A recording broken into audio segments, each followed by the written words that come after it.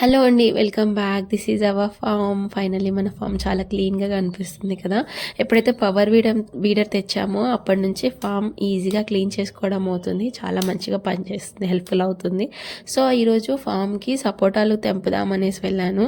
అక్కడ మనం already prepare చేసాం 3 days బ్యాక్ జీవామృత్. దాన్ని ఒకసారి మిక్స్ చేసుకుందాం అనేసి మిక్స్ చేస్తున్నారు ఇక్కడ. సో దీని ప్రిపరేషన్ ఆల్రెడీ నేను మన పాత వీడియోస్లో చూపించాను, మినీ గార్డెన్ కోసం అనేసి.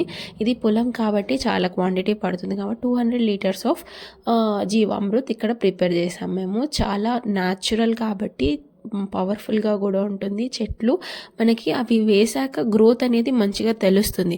ఇది వింటర్ సీజన్లో చెట్లు స్ట్రాంగ్గా ఉండవు, రాలిపోతూ ఉంటాయి, వీక్గా ఉంటుంది. కాబట్టి ఈ సీజన్లో వేయండి, చాలా మంచిగా గ్రోత్ ఉంటుంది ప్లాంట్స్కి. అండ్ ఇది మన సపోటా ప్లాంట్ చూసారా ఎంత చిన్నగా ఉందో, కానీ దాని ఫ్రూట్ సైజ్ మాత్రం చూడండి ఎంత పెద్దగా ఉందో. మన మినీ టమాటా ఉంటుంది కదా, లార్జ్ టమాటా అంత సైజులో ఉంది. సో కావాల్సిన సపోటాస్ తెంపేశాను అనమాట.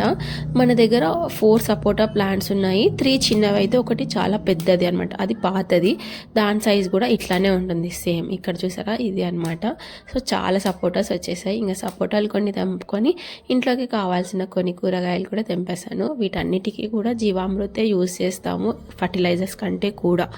సో మీరు ఎవరైనా ట్రై చేయాలనుకుంటే జీవామృత్ ట్రై చేయండి. అండ్ మన దగ్గర కోకోనట్ ప్లాంట్స్ ఉన్నాయి, ఎవరికైనా కావాలంటే పింక్ చేయండి. Do subscribe.